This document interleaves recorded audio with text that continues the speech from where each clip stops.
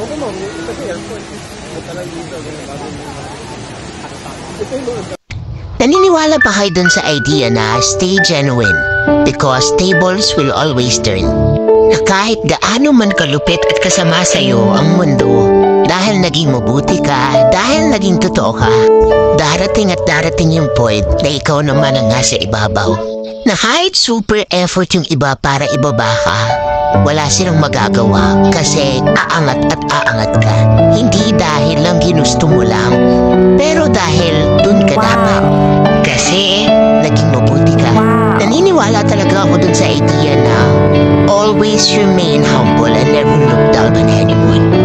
Nasa taas ka man ngayon, but you will never know where the life may take you next. Kaya remember to always be kind and genuine. As God blesses you, be a blessing to others also. Okay? Wow.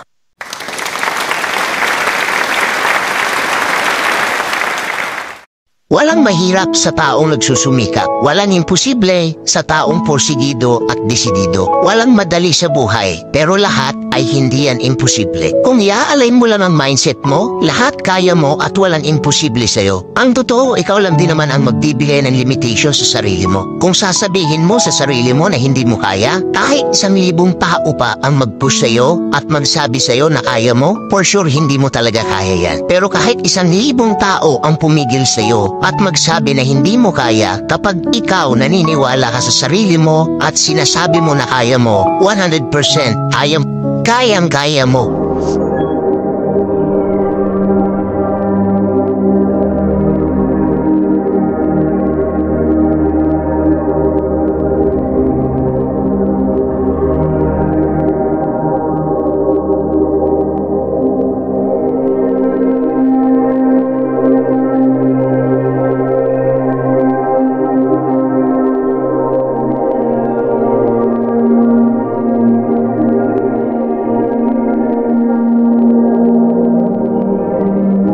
Paano mo nga ba makukuha yung balanse ng buhay? Yung hindi sobra, hindi kulang. Sabi nila, hindi raw talaga mahanap yun eh. Dapat daw ikaw mismo ang gumawa. Maging mabait ka pero huwag kang magpapabuso. Magtiwala ka pero huwag kang magpapaloko. Pakontento ka sa buhay pero huwag kang titigil na mapaganda ang buhay. Ando ba lang sa gitna nung kumakapit at bumibitaw?